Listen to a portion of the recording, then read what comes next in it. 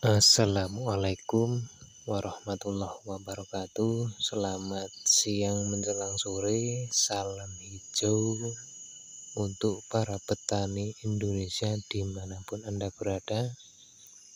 Kami dari deretan Bukit Menoreh, tepatnya di Desa Sukowuh, ingin sedikit berbagi tentang pengalaman bagaimana cara menangani hama-hama di perkebunan kita, yang salah satunya di pohon sengon atau albasiah.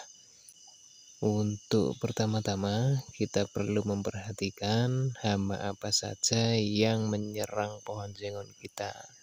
Dengan salah satu caranya yaitu memperhatikan bagian daun, batang, maupun di daerah perakaran. Untuk di daerah daun atau di bagian daun, kita melihat seberapa subur daun, ataukah ada kerontokan atau pengurangan daun yang bisa kita definisikan sebagai di situ ada serangan ulat daun.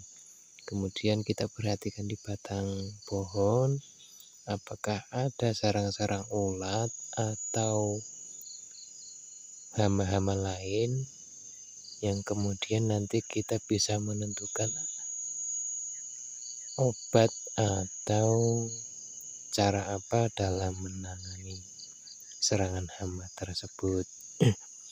Bahkan yang lebih parah dan yang paling parah biasanya dalam serangan hama di pohon sengon itu ketika kita menemukan serabuk kayu di bagian bawah pohon, daerah sekitar perakaran masih di permukaan tanah ya, seperti serabuk kayu habis digergaji itu, yang itu menandakan bahwa pohon sengon kita sedang diserang hama penggerek batang.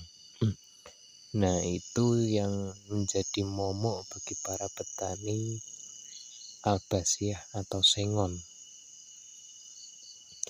Nah, ini salah satu contoh pohon sengon kami yang terserang ulat penggerek batang, dengan ciri-ciri di sana pohonnya itu lebam hitam ya, ada mungkin itu getahnya, itu masih awal. Nah, kalau kita lihat di bawah, sepertinya belum adanya rabuk kayu. Jadi ini hama penggerek batangnya itu belum memakan serat kayu. Jadi ada kemungkinan besar kita dalam menanganinya belum terlambat. Apabila serabuk kayunya itu sudah banyak, ya masih bisa kita tangani, namun untuk kesembuhannya itu sangat mengkhawatirkan. Soalnya begini, kalau penggerek batangnya itu sudah merusak jaringan kayu dan kambium secara melingkar, itu otomatis kayu hampir 90% atau bahkan hampir 100% itu bisa mati. Jadi dalam proses penyembuhannya itu masih bisa, namun biasanya untuk pohon kayu sengon itu menciptakan akar di antara kerusakan kayunya itu. Jadi yang kami maksud itu adalah kekokohan kayu sengon atau batang sengon albasiah itu kurang kuat nantinya. Jadi bisa jadi nantinya kalau ada angin atau semacamnya yang bisa merobohkan atau memberikan tekanan ke kanan kiri, bisa jadi pohon sengon itu tumbang. Nah, sekarang berhubung dengan tadi ada ulat penggerek batang, kita perlu penanganan melalui obat insektisida. Nah, ini sekarang kita akan mencoba dengan cara yang sudah pernah kita lakukan, yang alhamdulillah berhasil, itu dengan injeksi. Yang perlu kita siapkan Antara lain itu ada obat insektisida, yang kita gunakan adalah Furadan dan Virtako.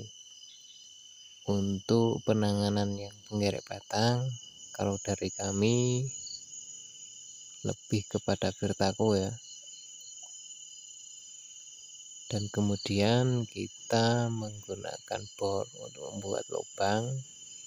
Kita lubangi di pangkal batang, kurang lebihnya itu 5 cm atau hampir 2 ruas jari kalau jari kami.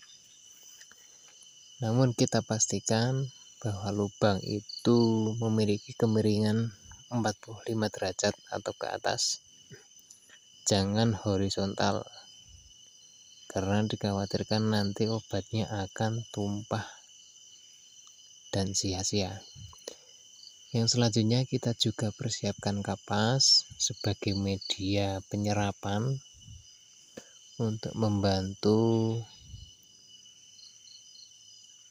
obat atau insektisida untuk menyebar ke dinding-dinding luka kayu. Nah, kita membutuhkan dosis tidak terlalu banyak karena injeksi. Kita juga cukup menghemat karena obat ini, insektisida ini cukup berharga ya, memiliki komoditi yang lumayan sebagai petani tentunya.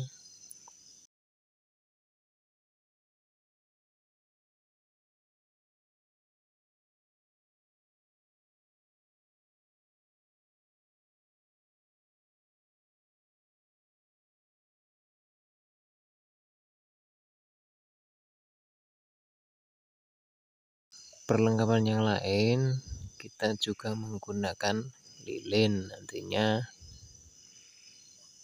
untuk menutup, tidak lain agar tidak dimasuki serangga lain seperti semut atau dan lainnya. Dan juga lilin itu cukup lunak, meskipun bahan keras tapi lunak, yang nantinya mempermudah kayu sengon itu dalam proses penyembuhan.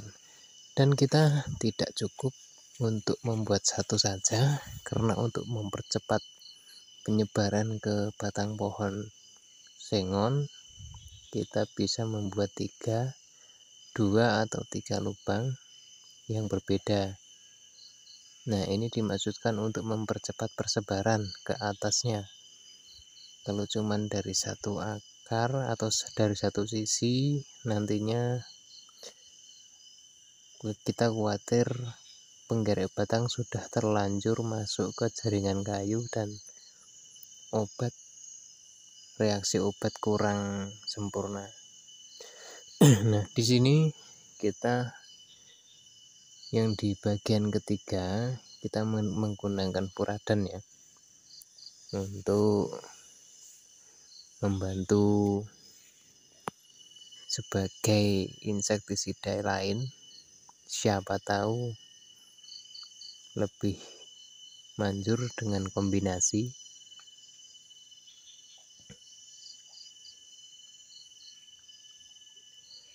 Dan perlu kita ketahui bahwasannya dalam perawatan kayu sengon itu kita tidak serta-merta segampang kita merawat kayu mahoni atau kayu lainnya. Karena apa? Kalau kita sudah menanam kayu sengon, kita itu cukup sulit untuk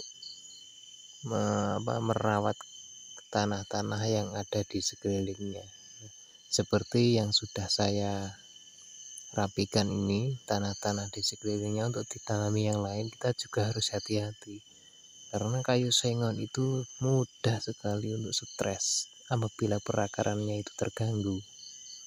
Apalagi kalau sampai perakaran yang cukup besar, mungkin satu lengan yang satu jari aja ke potong cangkul aja bisa stres, dan kesetresannya kayak pohon itu mudah sekali untuk mengundang hama. Dan yang lebih baik lagi kita dalam merawat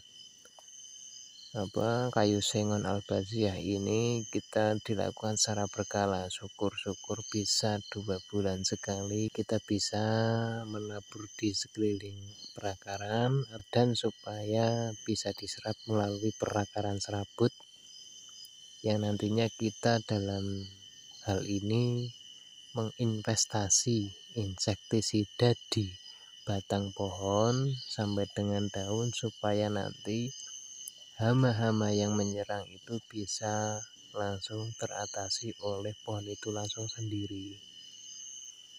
Nah, mungkin itu saja hal-hal yang bisa kami sampaikan. Kurang lebihnya dalam pengalaman kami seperti ini, alhamdulillah banyak yang bisa teratasi. Namun apabila ada metode atau hal-hal yang lebih praktis atau lebih baik lagi, mohon untuk bisa direkomendasikan atau bisa di cross check. Terima kasih. Sekian dari kami. Salam hijau, salam petani Nusantara. Semoga sukses selalu. Assalamualaikum warahmatullahi wabarakatuh.